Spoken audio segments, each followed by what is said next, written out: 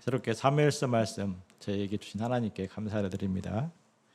우리는 사무엘서가 한나의 이야기로 시작한다는 사실에 주목을 해야 됩니다. 왜 한나의 이야기로 시작을 했을까? 어떤 분은 한나가 사무엘 엄마니까 시작을 해야지, 영웅들의 이야기는 항상 그렇게 시작해, 이렇게 제게 충고를 했습니다. 그런데 사실 사무엘서의 진정한 영웅은 사무엘이 아니라 다윗이죠. 사무엘 하는 완전한 다윗의 이야기고, 사무엘 상은 다윗이 왕이 되어가는 이야기입니다. 그렇다면 다윗의 엄마 이야기를 기록해야 되는데 다윗 엄마는 나오지 않습니다. 어떤 분은 특별히 기도의 응답을 받아서 그렇다, 이렇게 말을 합니다. 특별한 기도의 체험이어서 기록하지 않았을까. 그런데 신자라면 누구나 한두 개 정도는 특별한 기도의 체험들이 있죠. 저도 특별한 기도를 체험했고 또 목격을 했습니다. 어떤 기도는 불치병을 멈추게 하고, 또 어떤 기도는 아들을 낳게 하고, 또 어떤 기도는 장래 일을 예언으로 받았습니다. 또 어떤 목자는 자기 양을 위해서 간절히 기도했는데 그 양이 수양에 참석해서 마치 사도 바울이 다메섹에서 그 빛을 보았던 그 빛, 이제 강사 뒤에서 찬란한 빛이 나오는 것을 보았습니다. 그런 수많은 기도들이, 체험들이 우리 가운데 있습니다. 그런 것들을 일일이 기록하여 책으로 남긴다면, 또 그런 것들이 성경의 이야기가 되어야 된다면 성경은 하늘의 책을 쌓아도 부족할 것입니다. 저는 한나 이야기를 맨 처음에 기록한 이유, 이것이 사무엘서 전체를 조망할 수 있는 창이 되기 때문이다, 이렇게 생각을 합니다. 한나 이야기를 자세히 살펴보면은 사무엘서가 전하는 메시지가 무엇인가, 이 작은 이야기 속에 다 담겨 있습니다. 한나의 기도 속에는 사무엘의 정말 위대한 믿음의 사람들, 사무엘과 다윗의 믿음을 예측할 수 있는 모습들이 담겨 있습니다. 또 이것은 근본적으로 이스라엘의 근본적인 문제를 또 깨트려 보고 있습니다. 이 한나 이야기는 불임으로 고통하는 이야기로부터 시작합니다. 본문을 보면 사실은 한나만 고통하는 여인은 아니었습니다. 분이나 또한 고통의 문제를 안고 있죠. 엘가나에게 두 아내가 있는데 하나는 한나였고 하나는 분이나였습니다. 한나는 자식이 없어 고통했고, 분이나는 자식은 있는데 남편 사랑을 받지 못해서 고통합니다. 어느 것이 심각한 문제일까요? 인생의 문제를, 그 경종을 저울로 달아볼 수 있으면 좋겠습니다. 이 문제가 심각한 문제야. 아니야, 이건 좀 가볍구만. 책량할 수 있는 저울이 있으면 좋겠습니다. 아마 본인나는 남편 사랑을 받지 못하는 자기 문제에 비하면 자식 없는 것은 아무것도 아니다, 이렇게 생각했을 것이고, 한나는 반대로 생각했을 것입니다. 인생 문제는 각 사람에게 가장 무거운 문제, 우주적인 문제입니다. 둘 다 남편 사랑을 받고 자식을 가지면 좋겠는데 인생을 살다 보면 그렇지 않습니다. 이 문제가 있는데 저 문제가 없고, 또 저 문제는 있는데 이 문제가 없는, 어떤 사람에게는 다 그런 다양한 문제들이 있는 그런 모습들이 있습니다. 대통령의 딸이라 할지라도 남 모르는 인생 문제를 안고, 또 재벌의 딸이라도 그런 문제를 감당하지 못해 스스로 생을 마감하는 그런 일들이 있습니다. 자녀 문제도 그러합니다. 없으면 없어서 인생 문제이지만 또 있으면 있어서 인생 문제가 됩니다. 핵심은 고통의 문제를 대하는 자세입니다. 6절을 보면 분인나의 해법은 특정 대상을 향해서 스트레스를 푸는 것입니다. 분인나는 한나를 향해서 격분하여 심히 괴롭게 했습니다. 자식들과 보드게임을 해도 꼭 한나의 방 앞에 가서 보드게임을 했습니다. 당시 여인들은 젊어서는 남편의 보호막 아래 살았고 늙어서는 자식의 보호막 아래 살았습니다. 분인나는 젊은 날의 보호막, 한나는 늙은 나의 보호막을 갖지 못한 여인 인생입니다. 즉 불확실한 위치에 있는 사회적 약자들입니다. 그러므로 힘든 사람들끼리 서로의 아픔을 이해하고 다독이면 얼마나 좋습니까? 나는 자식이 있어서 노년을 보장받을 수 있는데 한나는 그렇지 못하니까 얼마나 마음이 불안할까, 얼마나 막막할까. 그 이해하는 마음으로 과부가 과부 사장 안다는 말처럼 그런 마음으로 한나를 보듬고 갔다면 그 둘은 세상에 둘도 없는 친구가 될 수도 있었습니다. 그러나 본인나의 마음은 반대로 가버렸습니다. 저 여우 같은 한나 때문에 내가 남편 사랑을 받지 못하는 것이다. 그런데 정말 한나가 없다면 본인나는 엘가나의 사랑을 받았을까? 한나가 아닌 다른 여인이 나타나서 엘가나의 마음을 차지할 수도 있습니다. 그런데도 한나 때문에 내 인생이 꼬였다 생각을 했습니다. 나만 힘들게 살고 있다는 생각, 한나는 남편 사랑을 받으며 꿀 빨고 있다는 생각이 본인나의 마음을 격동시켰습니다. 그러므로 한나를 괴롭히는 것을 그녀는 당연하게 생각했습니다. 본인은 본인나처럼 살아가는 모습들을 사실은 충분히 이해할 수 있습니다. 대부분의 사람들은 고통의 문제를 만날 때 본인나처럼 무언가를 향해 배출할 통로를 찾습니다. 학원 폭력 또한 자기의 고통을 누군가를 향해서 막 배출하는 그런 모습이라고 저는 생각을 합니다. 요즘에 그 불특정 다수에 대한 분노 폭발시키는 사람들이 점점 많아지고 있습니다. 분당 세원역에서 차를 몰아서 인도를 탁 돌진해서 사람을 치고 또 칼을 뽑아서 막 무차별로 사람을 상해하는 그런 일이 일어났는데 마치 미국에서 총기 사고들이 계속 일어나는 것처럼 우리 사회도 그런 분노의 게이지가 점점 올라가는 것 같습니다.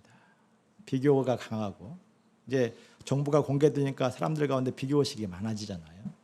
자기의 힘든 처지가 세상 때문에 누구 때문에 이런 생각이 막 올라오면 그냥 그 분노를 견딜 수 없어서 막 쏟아내는 것입니다. 엘가나는 한나에게 다른 해법을 제시합니다. 8절에 보십시오. 한나여 어찌하여 울며 어찌하여 먹지 아니하며 어찌하여 그대의 마음을 슬프냐. 내가 그대에게 여러 아들보다 낫지 아니하냐. 어찌하여 어찌하여 어찌하여. 엘가나의 그 마음 아파하는 그 모습이 상상이 됩니까? 엘가나는 한나를 정말 진심으로 아끼고 사랑했습니다. 이렇게 말해줄 수 있는 남편이 있다면 정말 복을 받은 것입니다. 남성 중심의 고대 세계에서는 보통의 남편들은 어떻게 말했겠습니까? 먹고 재수 없이 맨날 눈물이나 짜고 있노. 꼬마 보기 싫으니 내 없을 때 울어라. 아마 이렇게 말하기 쉬웠을 것입니다.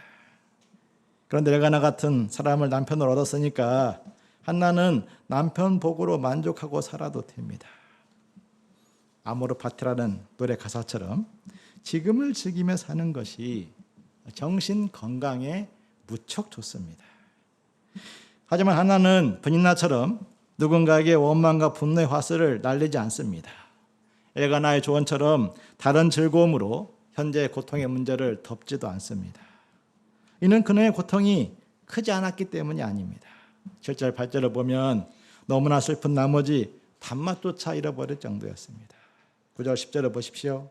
한나의 해법은 기도였습니다. 그는 성막에 있는 실로에 가서 괴로운 마음으로 기도하며 통곡합니다.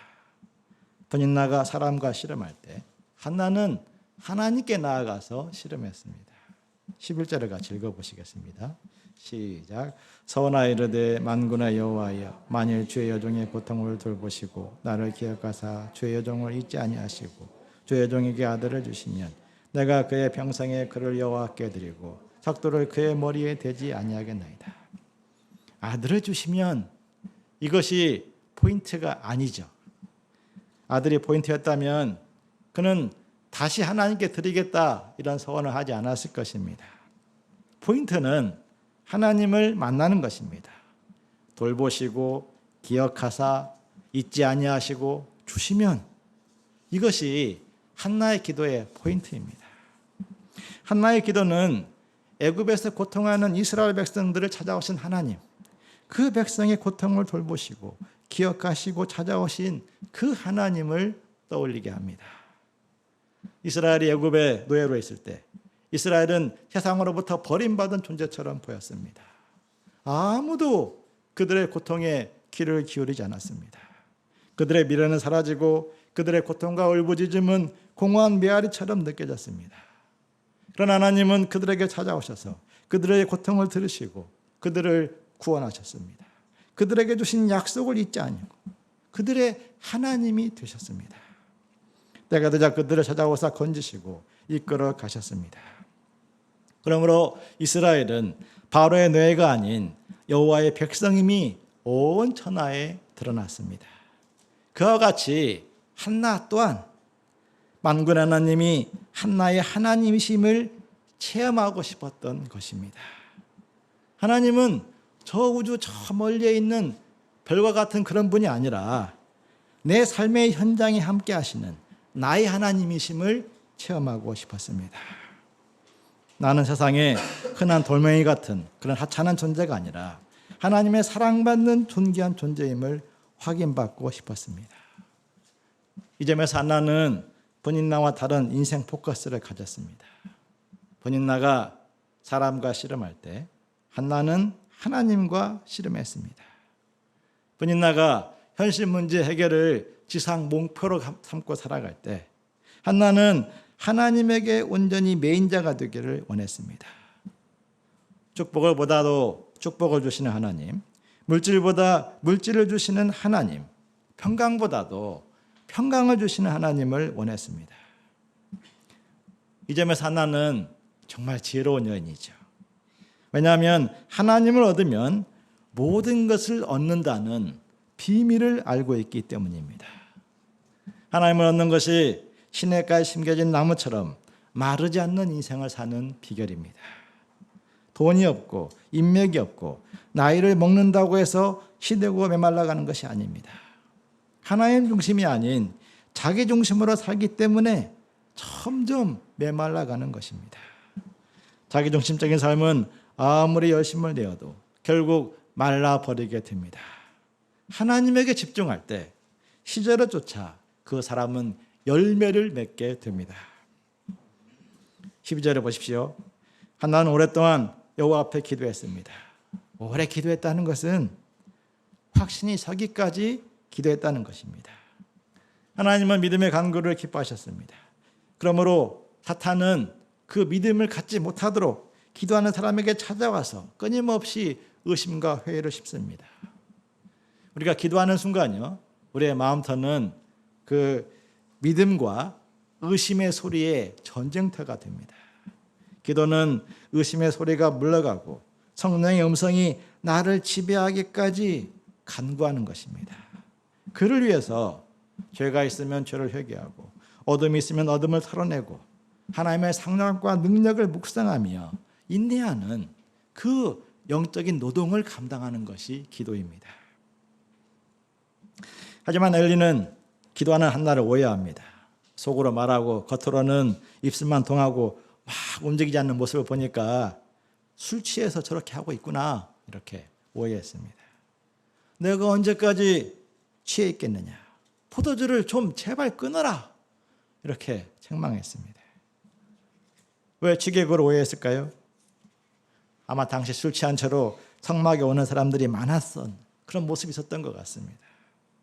세상이 너무 힘드니까 혹은 이방 신전에 음주 가문 제사를 본받아서 그냥 여호와 성막도 그냥 가서 술 마시고 그냥 가서 힘든 얘기 하고 오면 되겠구나 이렇게 생각했는지도 모르겠습니다.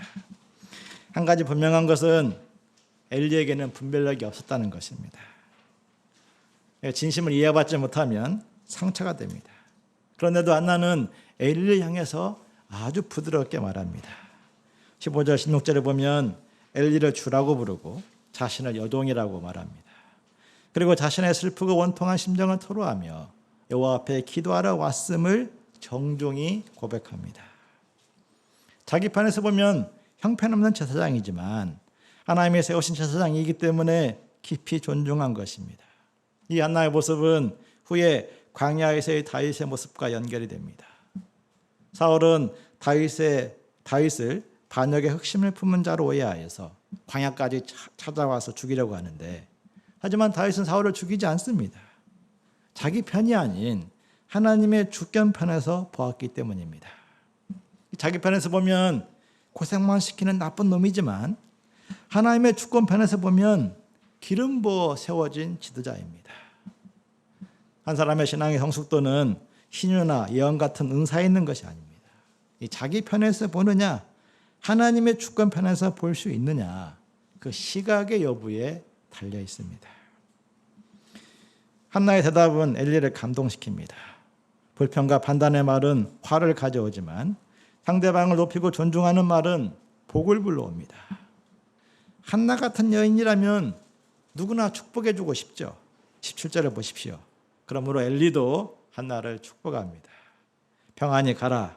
이스라엘의 하나님이 너의 기도하여 구한 것을 허락하시기를 원하노라. 그가 계시를 받아서 한 말인지 통상적인 격려인지는 알 수 없습니다. 어찌되었든 한나는 하나님 말씀으로 영접하고 더 이상 염려하지 않습니다. 하나님은 그 믿음을 기뻐하시고 그녀에게 아이를 주십니다. 본래 한나가 아이를 낳지 못하는 것은 여호와의 뜻이었습니다. 6절을 보면 여호와께서 막았다 그랬는데 하나님은 그 뜻을 바꾸사 사무엘을 그녀에게 주십니다. 그런데 한나의 진짜 놀라운 모습은 지금부터죠. 22절을 보십시오. 한나는 남편에게 아이 사무엘을 하나님께 영영히 바치겠다 말합니다. 젊은 날만 바치겠다 말씀하지 않았습니다. 영영히 바치겠다 말합니다. 그리고 저절되기까지 사무엘을 키웁니다. 대략 4살 내지 5살 정도로 추정이 됩니다. 육체적으로, 정신적으로, 또 신앙적으로 절대적인 양육과 보호를 받을 시기죠. 제가 아이를 키워보니까 이때가 리즈 시절인 것 같습니다. 정말 이때가 제일 예쁘고 정말 눈에 넣어도 아프지 않을 정도로 정말 빛나는 시절이죠. 근데 그때 한나는 서원한 대로 이 아이를 데리고 여호와의 집으로 올라갑니다. 24절을 보면 아이가 어리더라 라고 기록되어 있습니다. 엄마 한나의 마음이 어땠을까? 아이들에 대한 엄마의 마음이 얼마나 특별합니까? 그래서 아이에 대해서 뭔가 조금이라도 힘든 일이 생기면은 엄마가 견디지 못하죠. 아이들은 오히려 괜찮은데 엄마가 막 화를 내고 분노하고 막 난리를 칩니다. 2018년부터 올해 6월 말까지 극단적인 선택을 한 교사의 숫자가 100여 명인데 초등학교가 교사가 57명으로 압도적으로 많았습니다. 대부분의 엄마들이 아이와 자신을 동일시하기 때문입니다. 아이가 혼나는 것을 자기가 혼나는 것처럼 받아들입니다. 그런데 이 한나는 이 어린 사무엘을 데리고 성막에 가서 홀로 성막에 남겨놓고 자기는 집으로 돌아갑니다. 얼마나 마음이 쓰리고 아팠을까. 없을 때는 용감하게 드리겠다 서원할 수 있지만 막상 자식을 얻고 나면 이야기가 달라지죠. 화장실 들어갈 때의 마음과 나올 때의 마음이 다른 것처럼 말입니다. 그러므로 여러모로 핑계댈 수 있습니다. 엘리 같은 사람에게 맡기느니 차라리 제가 키우는 것이 낫겠습니다. 언젠가 하나님께 드리겠지만 지금은 아닙니다. 좀 더 보호가 필요합니다. 계속 미루고 미룰 수 있습니다. 그러나 한나는 사무엘을 데리고 온갖 예물을 준비해서 성막으로 올라갑니다. 엘리를 찾아가서 자초지정을 말하고 사무엘을 하나님께 드립니다. 28절을 같이 읽겠습니다. 시작. 그러므로 나도 그를 여호와께 드리되 그의 평생을 여호와께 드리내이다. 그 아이는 거기서 여호와께 경배. 한나는 그러므로 나도라고 고백합니다. 이는 하나님이 나를 기억하시고 나를 소중히 여기셨으므로입니다. 그러므로 나도 하나님께 소중한 것을 드리고 하나님을 기억하겠다는 고백입니다. 하나님의 사랑을 아는 자들만이 들을 수 있는 고백이죠. 하나님이 나를 기억하시고 당신의 아들까지 주셨으니 그렇게 사랑하셨으니 그러므로 나도 나의 소중한 것을 드려 당신을 사랑합니다. 사랑이란 주고받으며 관계를 맺는 것입니다. 일방통행으로는 사랑이 생길 수가 없습니다. 남남이란 존재가 모여서 서로 사랑을 주고받으면서 부부라는 절대 사랑의 끈을 맺게 되는 것처럼 말입니다. 한나의 모습은 이스라엘 백성들이 따라가야 될 좋은 본이 됩니다. 하나님은 이스라엘 백성들을 애굽에서 건져내시고 그들에게 젖과 꿀이 흐르는 가나안 땅을 주셨습니다. 그리고 하나님은 가나안에 들어가는 이스라엘 백성들에게 끊임없이 당부했습니다. 너는 마음을 다하고 성품을 다하고 힘을 다하여 내 하나님 여호와를 사랑하라. 하나님이 아쉬워서 그런 부탁을 하신 것이 아닙니다. 이스라엘을 보호하고 이스라엘과 계속해서 사랑의 끈을 놓치지 않기 위해서입니다. 이스라엘이 하나님을 가장 사랑하지 않으면 이스라엘은 다른 데 마음을 빼앗기기 때문입니다. 그러면 가나안의 풍요는 저주가 될 수 있습니다. 역사적으로 보면 이스라엘은 이 싸움에서 실패했습니다. 이스라엘은 광야 시절과 비교할 수 없는 엄청난 풍요를 누리게 되었는데 바로 그때 바알 신을 찾아갔습니다. 더 많이 풍요를 누리는 것을 삶의 첫 자리에 올려놓았기 때문입니다. 그들은 풍요를 쫓다가 결국 우상 숭배자로 전락하고 말았고 하나님을 잃어버리게 되었습니다. 하나님의 보호하심이 사라지자 그들은 결국 가나안마저 빼앗기게 되었습니다. 참된 번영의 길은 하나님을 제일 먼저 앞세우는 것입니다. 하나님 앞에 지킬 것 지키고 드릴 것 드리는 사람이 가장 안전한 인생을 사는 사람입니다. 이 장에 나오는 한나의 기도가 이를 잘 보여주고 있습니다. 2장 1절을 같이 읽겠습니다. 시작.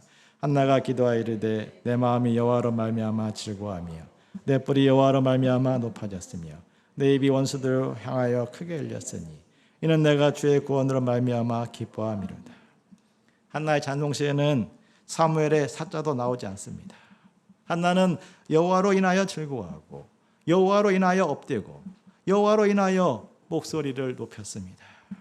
그녀의 기도에는 그녀가 발견한 하나님이 잘 나와 있습니다.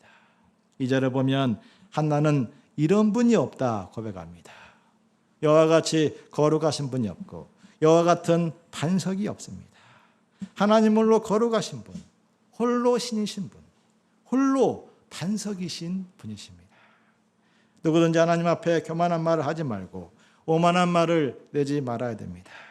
하나님은 교만한 자는 용사의 활이라도 꺾어버리고 넘어진 자는 일으켜 쌈에사 다시 용사가 되게 하시는 분이십니다. 풍족하던 자들이 양식을 위하여 품을 파는 품꾼으로 전락하게 만들 수 있고 줄이던 자들이 다시 일어나서 다시는 줄이지 않는 인생을 살게 할 수도 있습니다. 하나님은 역전을 이루시는 반전의 하나님이십니다. 하나님은 죽이기도 하시고 살리기도 하십니다. 소울, 지옥에 내리기도 하시고 거기서 다시 올리기도 하십니다. 여호와는 가난하기도 하시고 부하기도 하시고 낮추기도 하시고 높이기도 하십니다. 하나님은 가난한 자를 진토에서 일으키시며 빈궁한 자를 거름더미에서 올리사 귀족들과 함께하며 영광의 자리를 차지하게 하시는 분이십니다. 우리 인생이 그렇지 않습니까? 우리가 알고 보면 죄인들입니다. 온갖 죄가 우리 심령에 깊이 영혼까지 쌓여 있습니다. 그런 자들을 끌어올리셔서 천상에서 영광의 하나님과 천사들과 영원토록 살게 하시는 분이십니다. 하나님은 그의 거룩한 자들의 발을 지키시며 악인들을 흑암 가운데 있게 하심으로써 그 입을 막으시는 분이십니다. 여호와를 대적하는 자는 산산이 깨어질 것이고 하늘에서 우레로 그들을 치실 것입니다. 여호와는 땅끝까지 심판을 내리고 자기 왕에게 힘을 주시며 자기의 기름 부음 받은 자의 뿔을 높이십니다. 한나의 찬송시는 고통이 어떤 사람들에게는 고통만으로 끝나지 않는다. 하나님을 향한 창이 될 수 있다는 것을 보게 합니다. 이 고통이라는 것이 어떤 사람들에게는 여호와를 향해서 확 이렇게 창을 열고 눈을 뜨게 하는 통로가 됩니다. 오래전에 훌쩍 사라진 한 형제가 있습니다. 최근에 연락하여서 말씀 공부를 시작했습니다. 그는 치밀한 전략과 절제된 인내로 코인에 투자하여 야금야금 돈을 벌었습니다. 그런데 한순간에 수년간 모은 금액을 다 날려버렸습니다. 하루 종일 멍하니 아무것도 생각할 수 없었다. 그 정도의 큰 충격을 받았습니다. 그런 고통은 대부분의 사람들을 한없는 절망으로 몰아넣거나 혹은 잃은 돈 다시 건져내야겠다 하는 욕심으로 더 깊이 밀어넣을 수 있습니다. 그런데 그에게는 자신을 비춰보는 새로운 출발이 되고 있습니다. 자기 안에 어둠을 발견하게 하였고 하나님의 은혜가 아니면 온전히 살 수 없다는 놀라운 진리에 눈을 뜨기 시작했습니다. 그는 이전과 다르게 정말 겸손한 마음으로 말씀을 공부하기 시작했습니다. 성경에 나오는 믿음의 인물 대부분 고통을 통해서 하나님을 만났습니다. 사무엘서에 나오는 대표적인 사람이 다윗이죠. 이 다윗이 시편의 3분의 2 정도의 시를 썼는데 그 시 중에 약 40%가 탄원시입니다. 고통을 아뢰고 부르짖고 하나님의 도움을 요청하는 탄원시입니다. 불의한 원수가 끊임없이 시인을 괴롭히고 조롱했습니다. 악을 행하는 원수는 승승장구하는데 믿음으로 살아가는 시인은 억울하게 당하고 낙심하고 눈물을 흘립니다. 하나님, 왜 원수가 잘 되는 것을 그냥 보고 계십니까? 하나님이여, 나의 억울함을 언제나 풀어주실 것입니까? 시인은 그러한 단식으로 시작하여 하나님을 찾아갑니다. 고통은 어떤 이들에게 하나님을 찾아가는 길이 됩니다. 그리고 그러한 신앙의 여정이 성경으로 남았습니다. 그리고 그리스도를 예고하는 말씀이 되었습니다. 시인 개인적인 면에서 본다면 그런 고통을 당했기에 불의를 멀리할 수 있었고 하나님을 더 가까이 하게 되었습니다. 이 고통에는 뜻이 있습니다. 그런데 우리가 고통에도 뜻이 있음을 알려면 하나님을 바라봐야 됩니다. 우리는 최근 몇 년 동안 팬데믹으로 정말 힘든 시간을 보냈습니다. 현실적으로, 영적으로 많은 고난을 겪었습니다.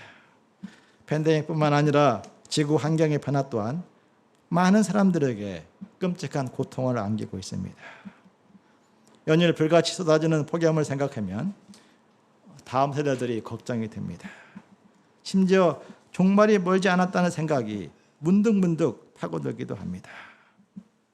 우리가 어찌 하나님의 주권을 다 예측할 수 있겠습니까?